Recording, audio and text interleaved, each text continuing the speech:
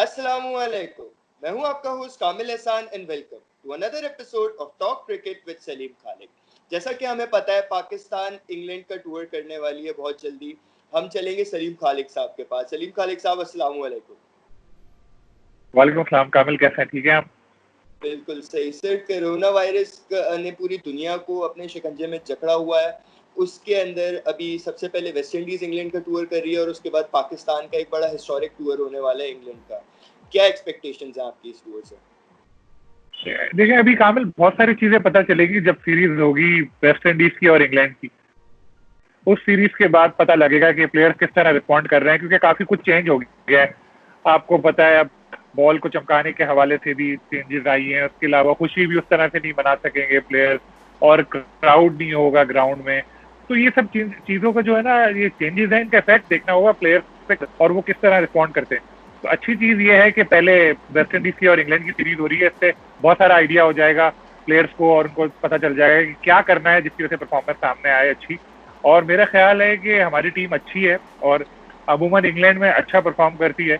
और मैं इन दिनों इंग्लैंड में ही होता हूँ हर साल, और बड़ा मिस करूंगा मैं इस बार पाकिस्तान टीम की सीरीज। ज़ाहिर है जा नहीं सकेंगे कोविड-19 की वजह से, लेकिन मुझे उम्मीद है कि अच्छी सीरीज होगी। जो लास्ट सीरीज भी पाकिस्तान की हुई थी, अब्बास ने बड़ी जबरदस्त उसमें बॉलिंग की थी, मुझे याद है पाकिस्तान जीता था मैच। उसके अलावा भी बड़ा अच्छा परफॉर्म करता चला है, चैंपियंस ट्रॉफी भी वहीं जीती। तो एक अच्छी सीरीज का मैं मुंतज़िर हूँ, बल्कि सारे जो शायकीन क्रिकेट है उसको मुंतज़िर है अच्छी सीरीज। बिल्कुल सर, फैंस तो वैसे ही स्टार्व्ड है क्रिकेट से, तो मेरे ख्याल से जैसे भी क्रिकेट मिलता है उन्हें बड़ा अच्छा लगता है। और ये इंग्लैंड और पाकिस्तान की तो क्या ही बात होगी, कुछ और ही। मैं चलूंगा सर अपने अगले सवाल की तरफ, वो है शोएब मलिक के बारे में। शोएब मलिक साहब को एक स्पेशल डिस्पेंसेशन दे दी गई है पीसीबी की तरफ से, क्योंकि वो अपने क्लोज फैमिली के साथ नहीं रह सके थे। तो इस वजह से उन्हें एक स्पेशल डिस्पेंसेशन मिली है, जिसके बाद वो इंग्लैंड को टीम को बाकी को ज्वाइन करेंगे। तो इस मूव के बारे में आप क्या सोचते हैं?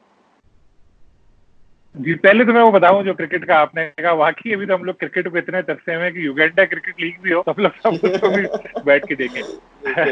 रही बात ये शोएब मलिक के हवाले से जो आप कह रहे हैं, तो शोएब मलिक का ऐसा हुआ कि आपने उनका इंटरव्यू देखा होगा जो मैंने पिछले दिनों किया था। उसमें उन्होंने बताई थी ये बात कि मैं बहुत अर्सा हो गया, तकरीबन 3 महीने हो गए अपनी फैमिली से उनकी मुलाकात ही नहीं हुई है। और उनका बेटा भी ज़ाहिर है छोटा है। वो कह रहे थे ये ऐसी एज होती है जिस पर बड़े लोग कहते हैं कि बाप और बेटे का अच्छा बॉन्डिंग होती है, उस पर बड़ा अच्छा टाइम गुजरता है। तो वो मिस कर रहे होंगे इस चीज़ को।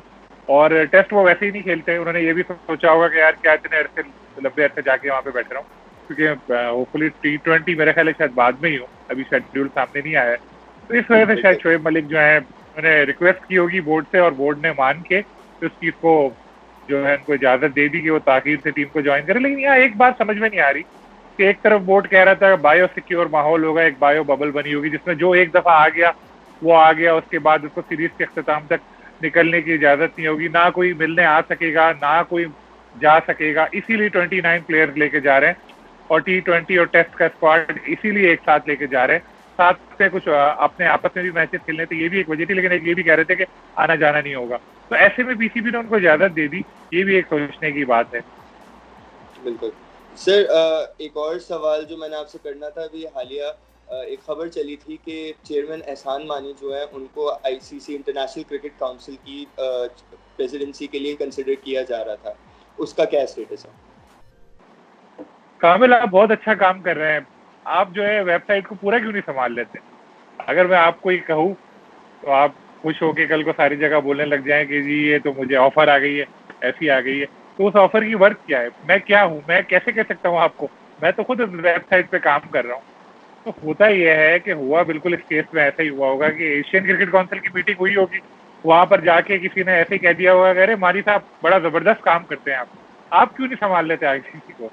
अब पीसीबी का मीडिया डिपार्टमेंट बड़ा स्मार्ट है, उसने देखा कि बड़ी बहुत ज्यादा नेगेटिविटी फैली हुई है पीसीबी के बारे में। उन्होंने कहा चलो इस चीज को कैच करते हैं। तो उन्होंने इसके बाद जो है इस तरह की जो है खबरें चलवाई कि जी एहसान मानी ऑफर आ गई है और वो आईसीसी के जो है वो सरबराह बनने वाले। हालांकि आपको याद होगा उसी वक्त मैंने आपको कहा था कि कामिल लॉजिकली ये मुमकिन नहीं है। फर्स्ट ऑफ ऑल ये चीज है कि जी इंडियन क्रिकेट बोर्ड जो अपने ही बंदे, अपने ही क्रिकेट बोर्ड के साबिक सरबराह शशानक मनोहर जो है उनको बर्दाश्त नहीं कर पा रहा, उनके खिलाफ मुख्तलिफ एलिगेशन लगाता रहता है कि वो इंडियन बोर्ड के मफादात के खिलाफ काम करते हैं। वो किसी पाकिस्तानी को इस की पोस्ट पे कैसे आने देता? नंबर 1। बिल्कुल नंबर 2 ये था कि जो गवर्निंग बोर्ड की पीसीबी के लास्ट मीटिंग हुई थी उसमें उन्होंने बात की थी कि जो इंग्लिश बोर्ड के नुमाइंदे हैं उनको सपोर्ट किया जाएगा आईसीसी के जो हो रहे हैं इलेक्शन वगैरह होंगे उसमें। नंबर 3, एहसान मानी साहब जो है बड़ी मुश्किल से पीसीबी के चेयरमैन बने थे, क्या वो आईसीसी की पोस्ट के लिए दोबारा छोड़ देते उसको? तो ये सब चीजें देखते हुए मुझे लॉजिकली मुमकिन लग नहीं रहा था, और वो यही हुआ। उन्होंने खुद अभी मीडिया से बातचीत में ये बात वादे कर दी कि जी नहीं, मैंने कोई ऐसा, मैं पाकिस्तान क्रिकेट की खिदमत करना चाहता हूँ, पाकिस्तान क्रिकेट की खिदमत करूंगा। तो मुझे लगता है ऐसी कोई सीरियस चीज थी नहीं, वो किसी ने ऐसे ही कह दिया होगा और उसको इन लोगों ने, क्योंकि हालात ऐसे चल रहे हैं कोर्ट केसेस भी और वैसे भी पीसीबी के बारे में बहुत बिल्कुल ज्यादा नेगेटिविटी है, तो उन्होंने कहा तो थोड़ा सा इस चीज को हाईलाइट करते हैं और देखें भाई हमारे चेयरमैन तो इतने बड़े आईसीसी वाले उनको बुला रहे हैं। बिल्कुल सर, अगला सवाल मैं आपसे करूंगा करप्शन लॉज के बारे में। पाकिस्तान में करप्शन, खेलों में करप्शन के खिलाफ लॉ बनने का अमल शुरू हो चुका है मेरे ख्याल से, तो उसके बारे में मैं आपसे पूछूंगा कि किस स्टेज पर है, आगे क्या इम्प्लीकेशन नजर आ रही हैं? कमल इकबाल मोहम्मद अली साहब जो हैं कौमी असेंबली के मेंबर और बहुत ज़्यादा एक्टिव हैं, वो स्पोर्ट्स में गहरी दिलचस्पी लेते हैं। उन्होंने एक बिल बना के कौमी असेंबली में जमा करा दिया है, लेकिन उसमें अब बहुत लंबा प्रोसेस है, कब तक होता है। सजाएं तो बहुत सख्त हैं उसमें, करोड़ों रुपए के जुर्माने हैं, जेल की भी सजा है उसके अलावा, और ऐसा भी है कि जायदाद भी जब्त की जा सकेगी। और जो अक्सर लोग झूठा इल्जाम लगा देते हैं कि भाई फलाना फिक्सर है, इससे भी सजा मिलेगी। लेकिन बात यह है कि कानून तो ये भी है कि पब्लिक प्लेसेस पे सिगरेट नोशी ना करें, कानून तो ये भी है बिल्कुल कि जी ट्रैफिक सिग्नल ना तोड़ें, कानून तो ये बिल्कुल भी है कि कार पे सीट बेल्ट जो है वो लगा के जाए, लेकिन कोई फॉलो नहीं करता है इसको। कानून बनाना बड़ी बात नहीं, उसको इम्प्लीमेंट कितना होता है मेन चीज ये है। अच्छी चीज ये होगी कि देखें जो क्रिमिनल है वो तो क्रिमिनल ही रहेगा, लेकिन जो आम हैं, जो क्रिकेटर हैं और दूसरे हैं, अगर किसी एक आध को सजा हो गई तो शायद वो इबरत लें। हालांकि पहले आमिर, सलमान और आसिफ के केस में तो किसी ने इबरत नहीं ली थी, क्योंकि वो इंग्लैंड में हुआ था, शायद वो सोच रहे होंगे पाकिस्तान में तो कुछ नहीं होता। लेकिन कुछ ना कुछ फर्क तो पड़ेगा, करना चाहिए बिल्कुल ऐसे। अभी देखें कितने सारे सेक्टर हैं, नाम लूंगा मैं तो मुझे नोटिस आ जाएगा, आपको प्रोग्राम के बाद में बता दूंगा। वो सारे हीरो बन के घूम रहे हैं अभी, फलाना भाई ऐड भी कर रहे हैं, टीवी पे भी आ रहे हैं, सैल्यूट भी मार रहे हैं उनको, क्योंकि उनके ऊपर साबित नहीं हुआ था। हो सकता है बिल्कुल अगर ये रूल बने, तहकीकात हो तो साबित हो। साथ में उनकी जायदाद भी जब्त करनी चाहिए। इतने सारे फिक्सर हैं जो जेल भी गए, जिन्होंने कितने मैच फिक्स किए, उसके बाद कुछ अरसे की पाबंदी लगी, दोबारा वापस आ गए, तो उनको क्या बिल्कुल नुकसान हुआ? उन्होंने जो करोड़ों रुपए जुए से कमाए थे वो तो उनके पास है ना, वो तो वही ऐश कर रहे हैं। होना यही चाहिए, जायदाद जब्त हो, पैसे भी उनके जब्त हो, जो ऐसे हैं अगर कोई पकड़ा जाए तो। कानून बनना एक अच्छी, मतलब एक अच्छा स्टेप है, लेकिन आगे इस पे इम्प्लीमेंट कैसे होता है और कब तक ये चीज पास होती है, आगे बढ़ती है, ये चीज जो है मेन होगी काम। बिल्कुल फिक्सिंग के लिए तो सर खास तौर पे अगर आप कानून बना रहे हैं उसकी इम्प्लीमेंटेशन के बगैर तो बिल्कुल ही बेकार है। मैं चलूंगा सर अपने अगले सवाल की तरफ, जो है पीएसएल के बारे में। बहुत सारी खबरें ऐसी आ रही हैं कि टी20 वर्ल्ड कप जो इस साल होना था वो शायद अगले साल पोस्टपोन्ड हो जाए और वो उसी विंडो में हो जिस विंडो में पीएसएल करवाती है पाकिस्तान। तो इस खबर में कितनी सच्चाई है, और अगर ये टी20 वर्ल्ड कप होता है तो उससे पाकिस्तान को कितना नुकसान होगा? काबिल, मैंने भी ये न्यूजीलैंड का एक अखबार है उसमें आज ये खबर पड़ी थी कि जी न्यूजीलैंड में अगले साल विमेंस क्रिकेट वर्ल्ड कप होना है, वनडे का। तो वो लोग, उन लोगों को शायद ऐसे पता चला है कि उसको आगे बढ़ा दिया जाएगा, और वो जो विंडो है उस विंडो में ये T20 मेंस का वर्ल्ड कप जो है वो आएगा। फरवरी मार्च का मतलब है पीएसएल। पीएसएल का आपका 5वां एडिशन ये बिल्कुल भी अटका हुआ है, छठे को भी खतरात में आ गया। तो ये पाकिस्तान क्रिकेट के लिए अच्छा नहीं है, क्योंकि आईसीसी के पैसे हमारे जो है, हमारे के सारे बोर्ड रुकने वाले हैं। अब पीसीबी के जो लेविश स्टाइल है उसके बाद उनको बहुत सारे पैसे चाहिए, तो उस पैसे के लिए पीएसएल की जो फ्रेंचाइजी है उनसे पैसा आना जरूरी है, और वो क्यों देंगे पैसा बिल्कुल अगर उनको पता चलेगा कि अगली लीग ही नहीं हो रही। तो इस चीज को पीसीबी को करना चाहिए। वैसे तो पीसीबी की आवाज मेरे नहीं ख्याल आईसीसी में इतनी सुनी जाए, लेकिन फिर भी कोशिश करनी चाहिए कि जी फरवरी मार्च ही थोड़ा आगे ले जाए उसको। रही बात एक और मैंने आपको बताई थी पीएसएल के हवाले से जो इश्यूज चल रहे थे, आपको याद है वो? बिल्कुल बिल्कुल बिल्कुल सर, अगला सवाल मेरा उसी बारे में था कि ये तो हमने बात की एक्सटर्नल थ्रेट्स के बारे में कि पीएसएल को बाहर के मुश्किलात क्या सामना हो सकता है, अंदरूनी मुश्किलात भी अच्छी खासी पीएसएल में बन रही हैं जो आपने रिपोर्ट किया। तो मैं चाहूंगा आप हमारे व्यूअर्स को उन अंदरूनी मुश्किलात से भी आगाह करें। ये पीएसएल का जो फाइनेंशियल मॉडल है ना कामिल, उसके ऊपर काफी सारी जो फ्रेंचाइज हैं उनको एतराज है, लेकिन अमूमन ऐसा होता है कि मिल के नहीं आते, वो लोग अलग अलग होते हैं, जिसकी वजह से पीसीबी जो है वो फिर ज़ाहिर डोमिनेट कर जाता है और फिर उसको मौका नहीं बिल्कुल मिलता। इस बार पहली बार ऐसा हुआ है कि सारी फ्रेंचाइजी एक हुई है, और उन्होंने मिलके पीसीबी को एक ईमेल की है, हमारी मांगे पूरी करो। उन्होंने इस तरह से एक लिखा है कि जी डॉलर का जो रेट है वो 1 होना चाहिए। पहले इन्होंने एक कंपनी की खिदमत हासिल की थी, उसने जो रिकमेंडेशन दी पीसीबी ने उसको मना कर दिया।